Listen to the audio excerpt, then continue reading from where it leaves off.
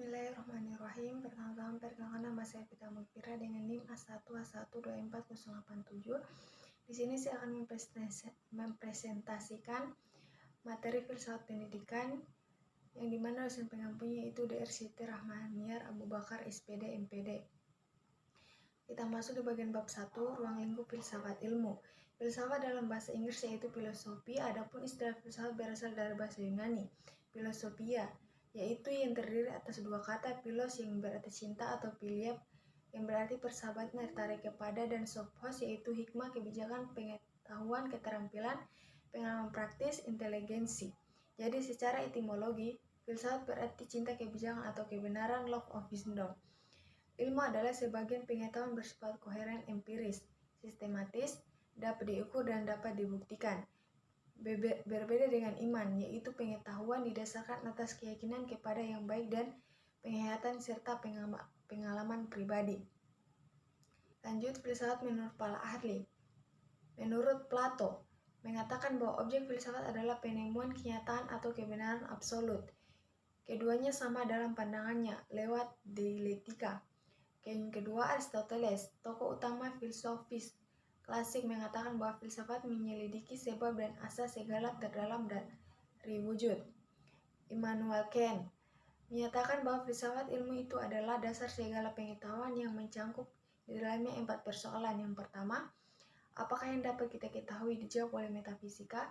Kedua, apakah yang boleh kita kerjakan? Dijawab oleh etika atau norma. Ketiga, sampai di manakah penghargaan kita? Dijawab oleh agama. Keempat, apakah yang dinamakan manusia? Dijawab oleh antropologi. Lanjut, bab 2, sejarah perkembangan ilmu. Yang pertama, zaman Yunani. Periode filsafat Yunani merupakan periode yang sangat penting dalam segala peradaban manusia karena pada waktu itu terjadi perubahan pola pikir manusia dari mitosentris menjadi logosentris. Yang kedua, zaman Islam. Yang pertama, 1. Menyampaikan ilmu dan filsafat Yunani ke dunia Islam. 2. Perkembangan ilmu pada masa Islam klasik. 3. Perkembangan ilmu pada masa kejayaan Islam. 4. Masa keruntuhan tradisi keilmuan dalam Islam. Lanjut, zaman Renaissance dan modern. Yang pertama, masa Renaissance abad ke-15 sampai 16 Masehi. Yang kedua, zaman modern abad 17 sampai 19 Masehi. Yang ketiga, ilmu yang berbasis rasionalisme dan empirisme. Yang keempat, perkembangan filsafat pada zaman modern. Zaman kontemporer. Yang pertama, santri, pria nyanyi, dan abagan. Yang kedua, teknologi rekayasa genetika. Yang ketiga, teknologi informasi. Dan keempat, teori partikel elementer. Bab 3, pengetahuan dan ukuran kebenaran. Secara etimologi, pengetahuan berasal dari kata bahasa Inggris yang knowledge. Dalam Encyclopedia of Philosophy dijelaskan bahwa definisi pengetahuan adalah kepercayaan yang benar. Pengetahuan adalah kebenaran dan pengetahuan, maka di dalam kehidupan manusia dapat memiliki beberapa pengetahuan dan kebenaran. Dalam Kamus Besar Bahasa Indonesia, ilmu disamakan artinya dengan pengetahuan. Ilmu adalah pengetahuan. Lanjut, sumber pengetahuan terbagi menjadi 2. Yang pertama, hakikat pengetahuan. Terbagi juga beberapa bagian. Yang pertama, realisme, yang dimana teori mempunyai pandangan realitas terhadap alam. Yang kedua, idealisme. Ajaran idealisme menegaskan bahwa untuk mendapatkan pengetahuan yang benar-benar sesuai dengan kenyataan adalah mustahil. Yang kedua, sumber pengetahuan. Terdapat pula beberapa bagian. Yang pertama, empirisme. Kata ini berasal dari kata Yunani empirikos, artinya pengalaman. Yang kedua, rasionalisme. Aliran ini menyatakan bahwa akar adalah dasar kepastian pengetahuan. Yang ketiga, intuisi. Intuisi adalah hasil dari evolusi pemahaman yang tertinggal. Yang keempat, wahyu. Wahyu adalah pengetahuan yang disampaikan oleh Allah kepada manusia lewat perantaran para nabi. Lanjut, ukuran kebenaran. Terdapat beberapa bagian. Yang pertama, teori korespondensi, teori koherensi tentang kebenaran. 3. Teori pragmatisme tentang kebenaran. Dan keempat, agama sebagai teori kebenaran. Lanjut, bab 4, dasar-dasar ilmu. Yang pertama, ontologi. 1. Monisme. Monisme terbagi menjadi beberapa bagian. Yang pertama, materialisme, yang dimana Aliran ini menganggap bahwa sumber yang asli itu adalah materi bukan rohani. Yang kedua, idealisme. Idealisme diambil dari kata ide, yaitu sesuatu yang hadir dalam jiwa. Yang kedua, dualisme. Yang ketiga, pluralisme. Yang keempat, nihilisme. Yang kelima, agnotisme. Epistemologi. Yang pertama, metode induktif. Yang kedua, metode deduktif. Yang ketiga, metode positisme. Yang keempat, metode kontemplatif. Yang kelima, metode dialektis. Lanjut, aksiologi. Aksiologi berasal dari perkataan axios Yunani yang berarti nilai dan logos yang berarti teori. Jadi aksiologi adalah teori tentang nilai, sedangkan arti aksiologi yang terdapat di dalam bukunya Jujun E. Suryumantri, Filsafat Ilmu Sewa Pengantar Populer, bahwa aksiologi diartikan sebagai teori nilai yang berkaitan dengan kegunaan dari pengetahuan yang diperoleh. Sedangkan menurut Bromley, aksiologi terbagi dalam 3 bagian. Yang pertama, moral conduct, yaitu tindakan moral. Bidang ini melahirkan disiplin khusus, yakni etika. Kedua, estetis expression, yaitu ekspresi keindahan.